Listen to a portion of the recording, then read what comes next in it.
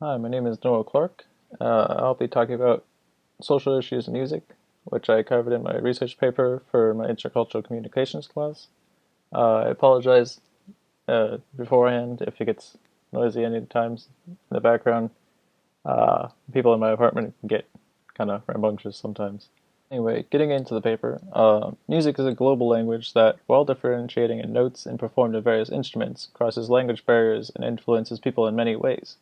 Lyrics, however, are aimed at the audience that each song is created for and to depict, and despite the conflicts in cross-translation, lyrics can cross cultural barriers within a language or society. Using music, Christians are able to further reach those in their society, and songs are a perfect avenue to discuss social taboos, as well as spark conversation.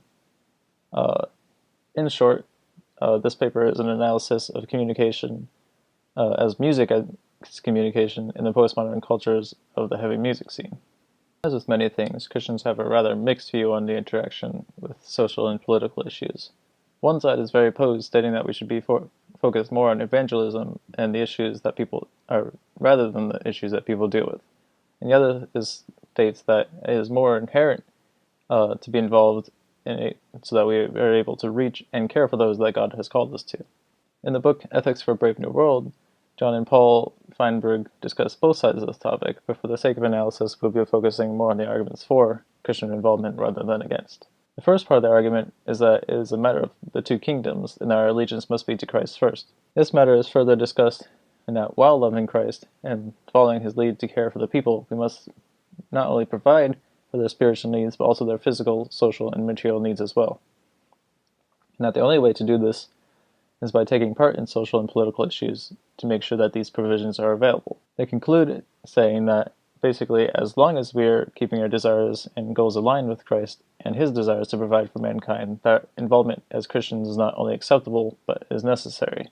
In their second point, the Feinbergs discussed the basic models of interaction and the world in which Jesus came into, and his decision to adopt none of them. The first of these is that of the Sadducees, who were subordinates of the Roman government.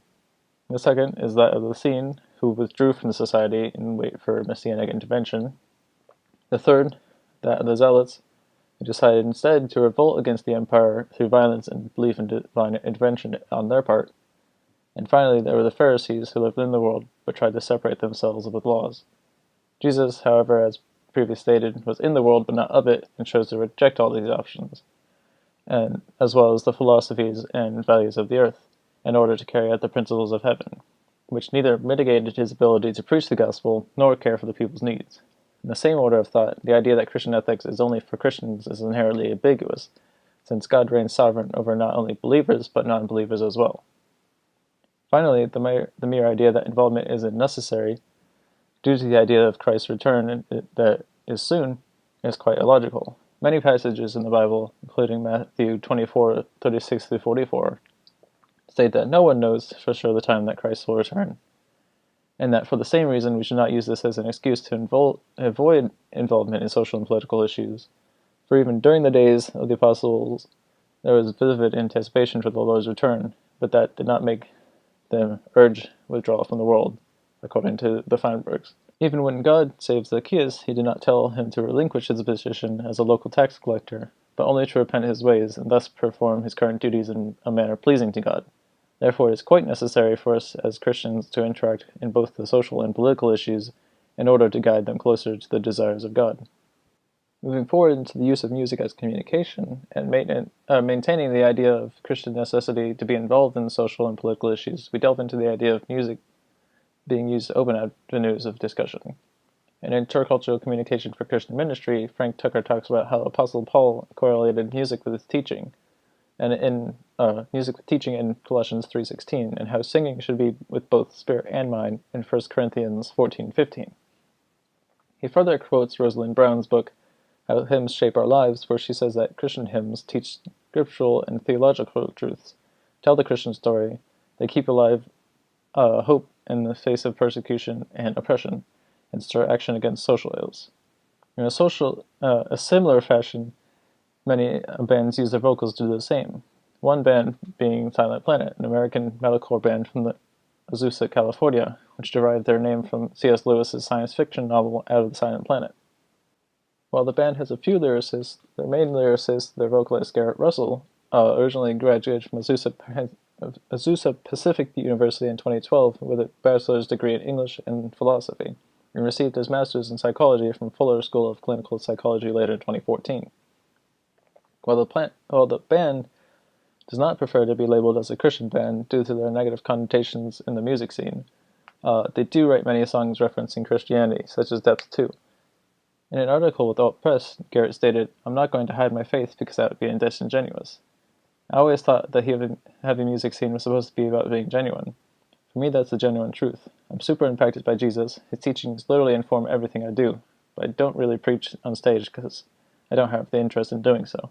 I just speak my conscience, and sometimes that involves telling people exactly how I feel about things. And speaking his mind is exactly what he does.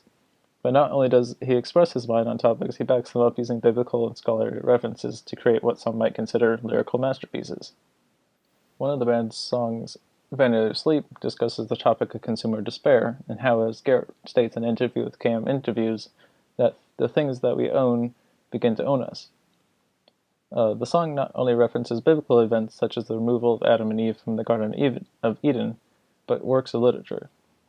The beginning of the song's chorus goes, "Give me something to hold, give me something that bleeds, I'll scour the earth for my identity," which is in reference to a statement made by Nita Mathur in her book Consumer Culture, Modernity, and Identity. On page 172 of this book, Mathur talks about how through the monotony of daily life in the confines of their social sphere, one can become tired of their life and lose focus on who they are, and in turn struggles with their identity. Identity in the modern world is very fragile, and by communicating this through the song, Garrett opens an avenue of conversation with the band's audience, and together they tackle this issue. In their previous album, Everything Was Sound, the band covers many psychological issues, from bipolar disorder to group thinking, and features many different-colored Rorschach plots for each song.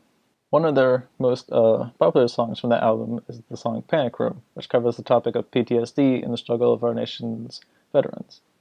At one point in the monologue, Garrett says, "It's self-consuming, what's ensuing is mind doing, the nightly casualty of war," and later on continues to say, "Laid inside a homeless nest, stuck with eager dirty needles, shipped to an early steeple where the box is closed, descend with grace as you defend yourself." The first two statements describe the after effects of war and the PTSD it can cause, that continues to wreak havoc on the minds of the sufferers. And the later lines speak of the returning soldiers, both to the streets, homeless and addicted, and in coffins. Like many of their songs, this one is written in response and with inspiration from conversations with fans of the band after shows. This one in specific was dedicated to their friend Jerry L. Clark and the listeners who have experienced the horrors of armed conflict. Another song off the album, called Understanding Love is Lost, deals with the societal taboos of suicide and depression. A portion of this song references the laws of many great artists and poets, such as Sylvia Plath and Ernest Hemingway, and the mindsets of those dealing with depression. In the chorus, Garrett screams the lines, "Intricate, I watch the world dance inside your head. Ephemeral, everything created must expire. Misery, losing hope for a dying world, or did we lose hope in ourselves, my ineffable?" These three words break down the thoughts of the suicidal into stages. First being intricate, the contemplation of the individual's existence and questioning if the world needs them. Second, ephemeral, covering the ideas that everyone dies eventually and is rather nihilistic view of being. And lastly, the third is a state where nothing will change unless outside help is provided to the individual. By covering this topic, when most of society chooses to ignore it, the band opens up an avenue where they can reach the listeners and provide them resources to help them get through this period of their life. The band also covers topics of taboo outside of the psychological and into the physiological. In their song Share the Body, they further talk about the topic of addiction and opioid abuse. Garrett shouts in this song, "Vicarious life, chemical divide, the epidemic of our time, a voluntary genocide." These lines are in reference to the high fatality rates amongst opioid abusers, and some of those statistics can be viewed in the CDC's Data Brief 294, and the lyrics are both a warning and a call to action for the listeners who are dealing with these addictions. The lyrics go on to bring up questions both to initiate conversation with the listeners and to spark internal dialogue in the listeners who deal with these addictions. In this way, the listeners might further explore the song and the ideas brought up and possibly take action to change their ways. Along this line of thought, Frank Tucker brings up a sort of counter-argument to the idea of music as communication when touching upon music in the postmodern cultures. Tucker brings up some more ideas from Rosalind Brown on her book, How Hymns Shape Our Lives, in relation to how modern Christian songs are less like hymns and being anchored on biblical truths and more on questions being to be built upon. However, he also applies this to songs outside of the Christian label, such as those by U2. He states that many popular Western songs express the spiritual concerns of society. This counter idea is that songs are more or less used to raise a question and pose them to the listener, and whether these questions are spiritually charged or not do not give the listener any sense of clarity. If looking through this viewpoint, one can take previously mentioned songs and use them as counter-arguments. One instance can be found in the first song, Vanity to Sleep, where the song references another called There Is a Presence Here by Brianna Hunt off her album Many Rooms, throughout which the artist expressed her relationship with God. The lyrics that Silent Planet uses are There's a presence here, it stirs inside the static dissonance of discontent that refuse to relent. Urging the listener to further think upon this feeling, this set of lines provokes the listener who's diving deeper into the lyrics to further explore what Garrett is talking about when speaking of a presence. This follows the line of raising questions to spur spiritual growth and exploration. Outside of Silent Planet, there are other bands such as Being as an Ocean who raise similar seemingly spiritual questions in their song, similar seemingly spiritual questions. In their song Alone, which was released back in July of 2018, the lyricist Joel discusses the idea of loneliness in a world fascinated with the manipulation of power. The key question he raises here are, what happens when we reach out and find that we are all alone? There is something missing. What happens when we scream to the night? Is this all we know? Is your heart listening?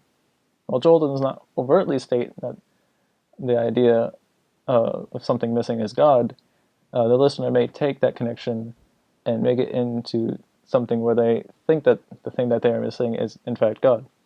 This coincides well with the counter-argument that the song merely raises questions to be further explored. Looking through music scenes, we can notice that music deeply connects people through avenues of communication that it opens, and the lessons and ideas that it presents to its audience. It's a very powerful tool that helps spread many messages of hope and opens discussions on topics that many areas of society are just not willing to explore. Music helps spread across cultural barriers and breaches language barriers that are otherwise not easily crossed. Different genres of music bring together many cultural backgrounds, and these communities, like those in the heavy music scene, become rather strong places of encouragement when urged with lyrics from bands such as Silent Planet and organizations like Heart Support, whose Christian foundations provide the help many need to overcome various challenges. In conclusion, Christians are still very much able to use music to instill biblical truths such as they were in using hymns, as well as communicate about and engage in social political issues using lyrical avenues. While there are counter-arguments stating that these avenues are merely raising questions, it is obvious in the heavy music scene that these songs are making a difference, and that the songs are not only raising questions, but providing means to further explore the ideas and truths instilled in them. These last two slides are just my citations, which I'll list down below in the description, and I'll also provide links to the songs if you want to go check those out. Thank you for listening to this, if you're outside of my professor. Anyways, have a good day. Bye.